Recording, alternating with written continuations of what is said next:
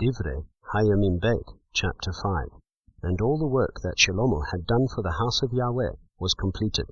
And Shlomo brought in the set-apart items of his father David, the silver and the gold and all the utensils, and he put them in the treasuries of the house of Elohim. And Shlomo assembled the elders of Israel, and all the heads of the tribes, the chief fathers of the children of Israel, in Jerusalem, to bring up the ark of the covenant of Yahweh from the city of David, which is Zion. And all the men of Israel assembled to the sovereign at the festival, which was in the 7th new moon.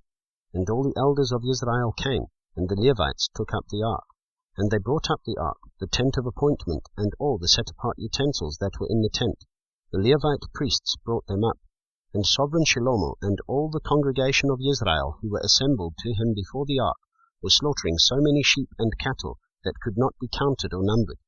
And the priests brought in the ark of the covenant of Yahweh to its place, into the speaking place of the house, to the most set-apart place, under the wings of the cherubim.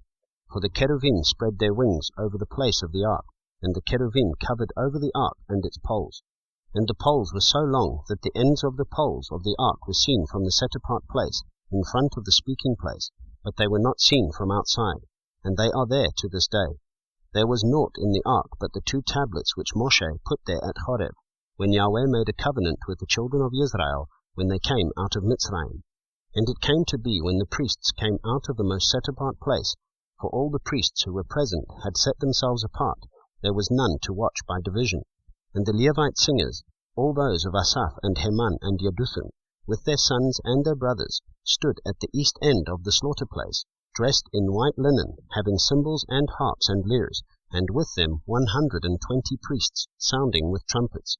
Then it came to be, as the trumpeters and singers were as one, to make one sound to be heard in praising and thanking Yahweh, and when they lifted up their voice with the trumpets and with the cymbals and with instruments of song, and giving praise to Yahweh, for he is good, for his loving commitment is everlasting, that the house of Yahweh, was filled with a cloud, and the priests were unable to stand and perform the service because of the cloud, for the esteem of Yahweh filled the house of Elohim.